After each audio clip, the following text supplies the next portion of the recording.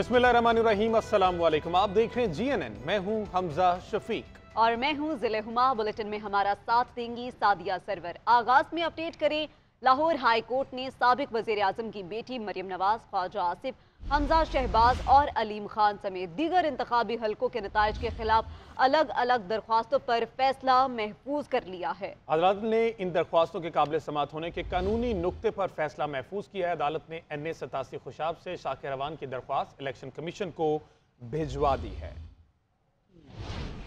Lahore high court के justice Ali बाकर नजफी ने उम्मीदवारों की दरख्वास्तों पर समात की, जिसमें दरख्वास्त गुजारों ने अपने मद्दे मुकाबिल उम्मीदवारों के नताइज को चैलेंज किया। अदालत ने रेहाना डार, आलिया हमजा, अली इजाज बुटर, मियां शहजाद फरूक, जहीर अब्बास खोखर, मियां महमूदुर रशीद और जुबैर खान न्याजी की दरख्वास्तों पर समात की। इलेक्शन कमीशन और मुस्लिम लीग नून के वकला ने दरख्वास्तों के काबिल समात होने के बारे में एतराज उठाया। अदालत ने इस्तफसार किया कि अदालत से रजू करने से पहले इलेक्शन कमीशन और रिटर्निंग अफसरों को रजू करना जरूरी नहीं था। दरख्वास्त गुजारों के वकला ने जवाब दिया कि रिटर्निंग अफसरों से रजू किया था, लेकिन मामला फॉर्म 45 और 47 में फर्क का है। मरियम नवाज के खिलाफ उनके मद्दे मुकाबिल उम्मीदवार मियां शहजाद फरूक के वकला में तल्ख कलामी भी हुई। मियां शहजाद फरूक के वकील आफ्ताब अहमद बाजवा ने कहा कि महारानी मरियम नवाज के खिलाफ इलेक्शन लड़ा, इसलिए इंतकाम का निशाना बनाया जा रहा है। इस पर आजम नजीर तारड़ एडवोकेट ने आफ्ताब बाजवा एडवोकेट के अल्फाज पर एतराज किया और उन्हें टोका।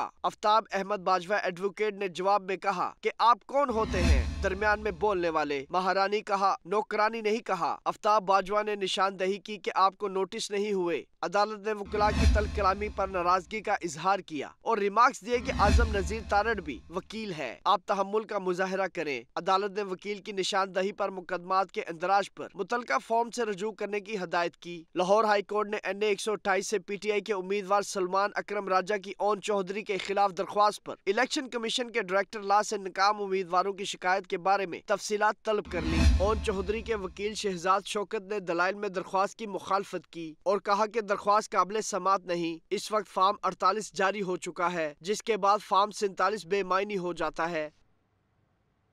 सिंध के मुताबिक हलकों के नताइज भी सिंध हाई कोर्ट में चैलेंज। खालिद मकबूल सिद्दीकी, फारूक सत्तार, मुस्तफ़ा कमाल, सादिर पटेल और दीगर की कामयाबी के नताइज भी चैलेंज कर दिए।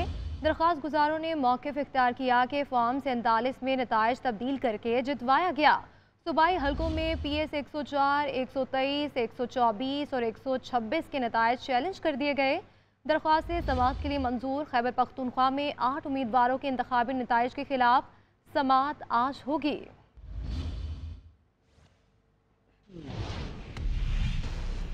इंतखाबी नताइज में मुबैना तब्दीली के खिलाफ दरख्वास्तों पर पेशावर हाई कोर्ट ने इलेक्शन कमीशन से जवाब तलब कर लिया। वकला की जानिब से मौक़िफ़ इख्तियार किया गया कि फॉर्म 45 में नताइज हमारे हक में थे, फॉर्म 47 में तब्दील कर दिए गए।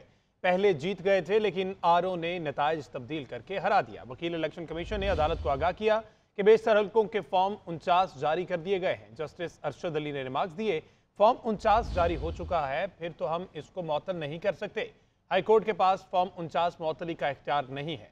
रूल्स के मुताबिक आपके केस में दोबारा गिनती नहीं हो सकती।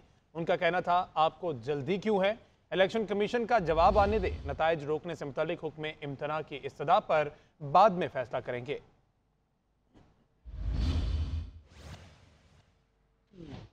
इलेक्शन कमीशन ने NA 56 रावलपिंडी, NA 53 रावलपिंडी में रिटर्निंग अफसर को हतमी नतीजा जारी करने से रोक दिया।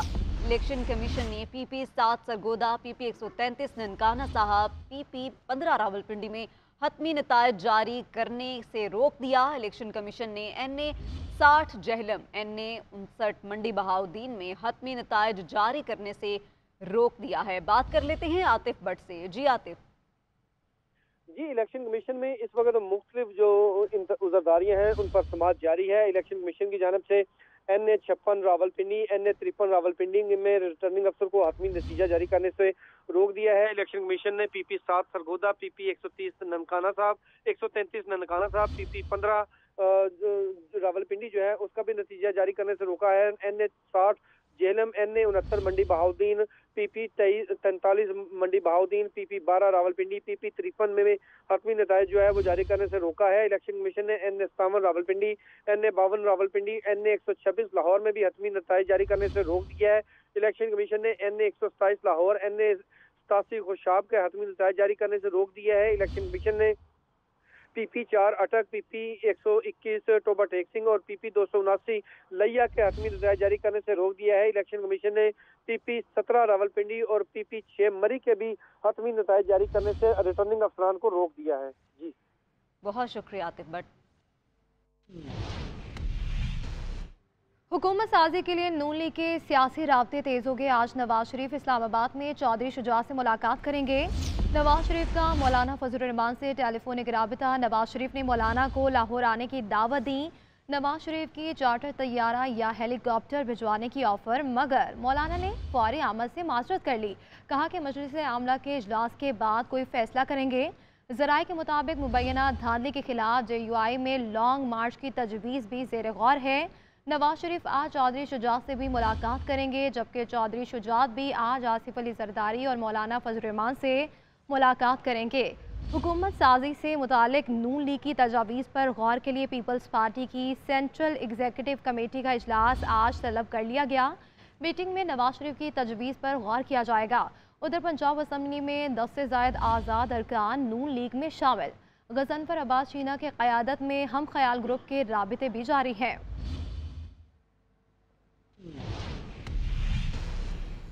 अमीर जमात इस्लामी कराची हाफिज नईमुर रहमान ने सिंध असम्बली के लिए जीती हुई नशिस्त छोड़ने का ऐलान कर दिया। इदारा नूर हक में प्रेस कॉन्फ्रेंस करते हुए उन्होंने कहा कि हल्का PS 129 से आज़ाद उम्मीदवार ने उनसे ज़्यादा वोट लिए थे। इतना ज़र्फ है कि ये सीट ना लूँ। मेरी ये सीट इलेक्शन कमीशन के मुंह पर तमाचा है। एक वोट सामने लाएंगे कौम के कि ये कौम के साथ क्या फ्रॉड किया गया है। मैं अपनी सीट वापस कर रहा हूं और जो सीट हमारी है वो हमें दी जाए। जिस पर हम जीते हैं वो हम चैलेंज करेंगे, जिस पे हम हारे उसको क्लेम नहीं करेंगे कि हम जीते हैं। शर्म नहीं आती नून लीग को, नवाज शरीफ को और बिलावल और जरदारी को और MQM वालों को तो मैं क्या कहूं, जानते ही हम उनको तो बहुत ही, उनको भी जानते हैं, इनको भी जानते हैं। हमें नहीं चाहिए खैरात की एक सीट, हमें हमारा हक चाहिए। हम जो जीते हैं जीतने दो, जो हारे हैं हम कबूल करते हैं।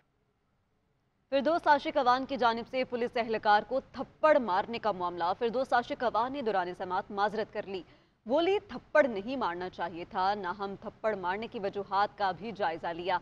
इलेक्शन कमीशन ने फिरदौस आशिक अवान को 15 फरवरी तक तहरीरी जवाब जमा कराने का हुक्म दे दिया। मजीद तफसीलात इस्लामाबाद से इस रिपोर्ट में। फिरदौस आशिक अवान की जानिब से पुलिस एहलकार को थप्पड़ मारने पर नोटिस की समात। मेंबर पंजाब और KPK पर मुश्तमिल बेंच ने समात की। मुतल्लिका पुलिस एहलकार भी कोर्ट रूम में मौजूद। फिरदौस आशिक अवान ने माजरत कर ली। बोली मुझे थप्पड़ नहीं मारना चाहिए था, मैं माजरत खा हूँ। मेरे थप्पड़ मारने की वजूहात का भी जायजा लिया जाए। फिरदौस आशिक अवान ने कहा कि पोलिंग अमला के खिलाफ हमारी शिकायत भी सुनी जाए। हमारे वोटर्स को पोलिंग स्टेशन में जाने से रोका जा रहा था। हमारे पास भी वीडियो सबूत मौजूद है। मेंबर KPK ने रिमार्क्स दिए कि आपकी शिकायत का ये मतलब तो नहीं कि आप पुलिस एहलकार को मारें। मीडिया से गुफ्तगू में फिरदौस आशिक अवान ने कहा कि मेरे हलके में पुलिस ऑफिसर्स जरगमाल बने रहे। अगर कोई कुछ ना करे तो अवाम कानून में हाथ लेने पर मजबूर हो जाते हैं। जब कानून के मुहाफ़िज़ कानून की वर्दी पहन के कानून की धज्जियां बखेरने वाले और कानून का जनाजा निकालने वाली की सहूलतकारी करेंगे तो फिर अवाम जो है वो कानून हाथ में लेने पे मजबूर हो जाएगी। इलेक्शन कमीशन ने फिरदौस आशिक अवान को 15 फरवरी तक तहरीरी जवाब जमा करवाने का हुक्म देते हुए समात मुलतवी कर दी।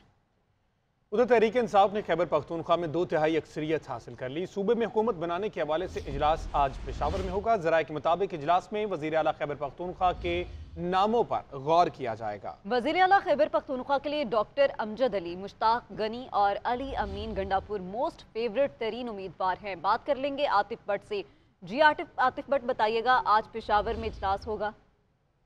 जी, आम इंतखाबात के बाद अहम मरहला हुकूमत साजी का है और इस हवाले से जो खैबर पख्तूनख्वा असम्बली में इस वक्त तहरीक इंसाफ के जो आज़ाद उम्मीदवार 2/3 से ज्यादा अक्सरियत जो है वो हासिल हो चुकी है और सूबे में हुकूमत बनाने से मुतल्लिक अहम इजलास जो है वो आज बुला लिया गया है। इजलास में वज़ीर आला खैबर पख्तूनख्वा और काबीना अरकान से मुतल्लिक जो है वो तफसीली मुशावरत की जाएगी। जो कामयाब उम्मीदवार है तहरीक इंसाफ के आज़ाद, उनको जो है वो आज बुलाकर उनके साथ मुशावरत की जाएगी। तहरीक इंसाफ की तो जो क़यादत है, जो कि आज़ाद उम्मीदवारों को लीड कर रही है, वो आज खैबर पख्तूनख्वा के वज़ीर आला के हवाले से अहम जो है वो नामों पर गौर करेगी। और इस वक्त राय के मुताबिक डॉक्टर अमजद अली, मुश्ताक गनी और अली अमीन गंडापुर जो है उनको मोस्ट फेवरेट करार दिया गया है वज़ीर आला KPK के लिए। जी बहुत शुक्रिया आतिफ भट्ट तफसीलात से आगाह करने के लिए।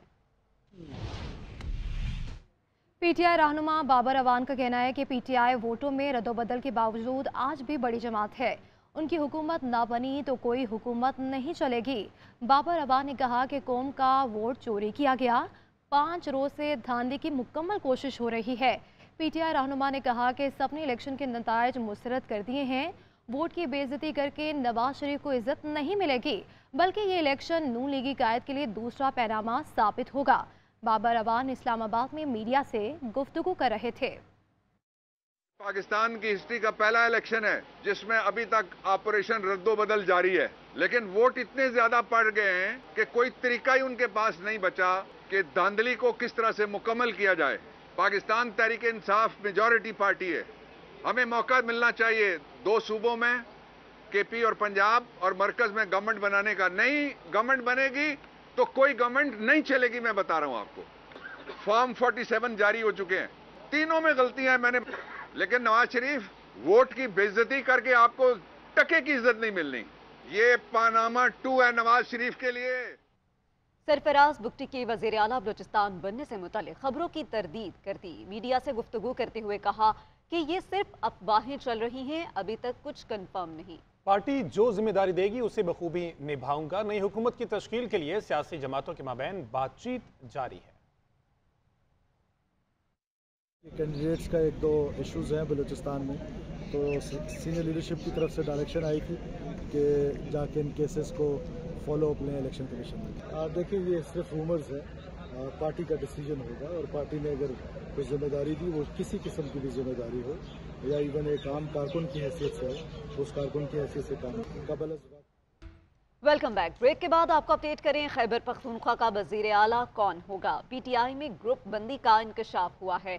वज़ीर आला शिप के लिए कई ग्रुप बन गए। साबिक स्पीकर असद कैसर अपने भाई आकिबुल्ला को वज़ीर आला बनाने के लिए कोशां हैं, जबकि आतिफ खान की जानिब से अपने ग्रुप से CM नामजदगी के ख्वाहिशमंद हैं। वज़ीर आला बनने का ख्वाब देखने वालों में और कौन कौन शामिल है, जानते हैं हमारे नुमाइंदे सैफ शिरानी से। सैफ, आगाह कीजिए क्या मामला है, ये ग्रुप बंदी की बातें सरेआम है अब?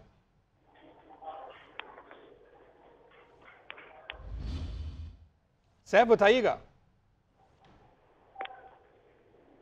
सैफ से रब्ता करने की कोशिश करेंगे। खैबर पख्तूनख्वा का वज़ीर आला कौन होगा, PTI में ग्रुप बंदी का इंकशाफ हुआ है।